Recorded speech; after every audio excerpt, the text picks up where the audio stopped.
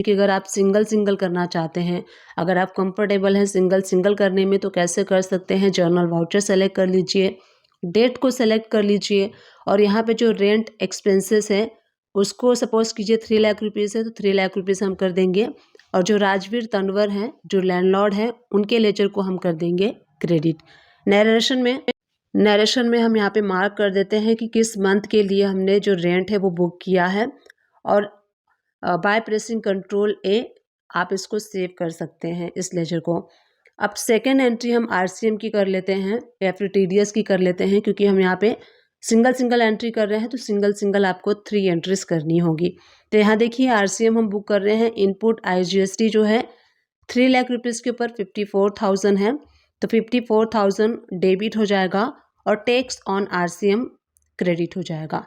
Third entry हम कर लेते हैं टीडीएस की बुकिंग की कर लेते हैं, तो जर्नल वाउचर में करेंगे, डेट चेंज कर लीजिए और जो टीडीएस पेबल वाला लेजर है वो हमें सेलेक्ट कर लेना है।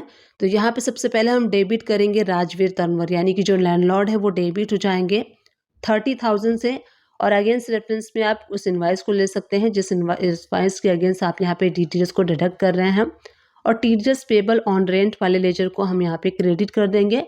नरेशन में आप मार्क कर लीजिए being TDS book for the month of this जिस भी मंथ के लिए आप कर रहे हैं वो मंथ आप यहाँ पे मेंशन कर सकते हैं जिसमें कि आप रेंट, आरसीएम, टीडीएस बुक कर सकते हैं।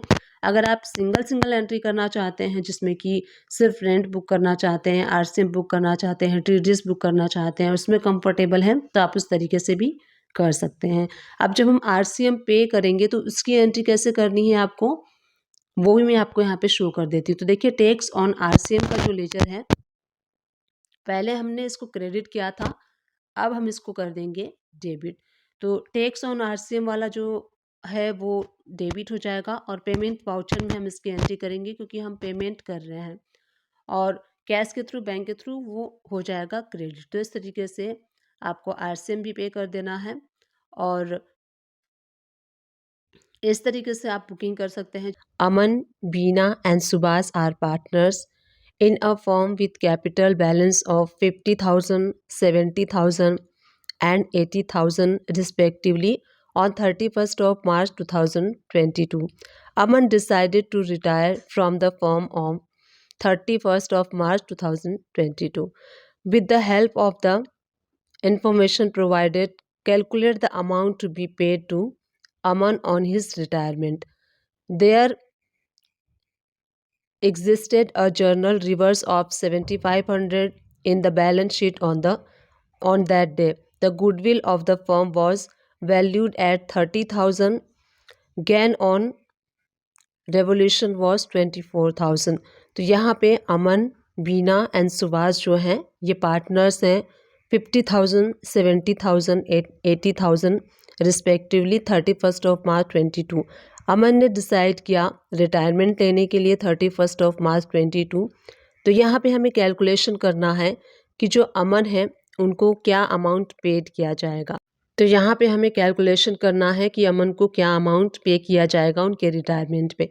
तो सबसे पहले हम यहाँ पे जो जर्नल रिवर्स है 7,500 का, उसको हम उसमें अमन का क्या शेयर है, तो यहाँ पे हमें जो पार्टनर्स है वो 3 पार्टनर्स है तो 7,500 में हम 3 डिवाइड करेंगे तो 2,500 अमन का शेयर आएगा।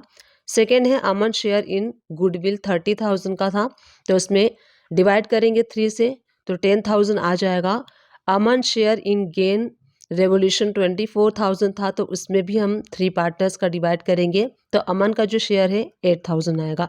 इस तरीके से जो अमन का जो बैलेंस था, कैपिटल बैलेंस था 50,000 था तो इसका जो फॉर्मूला होगा capital, opening capital plus share जो था उनका general revenue plus share in goodwill plus उनका जो रेवोल्यूशन गेन था, उनमें जो भी उनका शेयर है तो हमने यहाँ पे शेयर कैसे निकाला आप देख सकते हैं।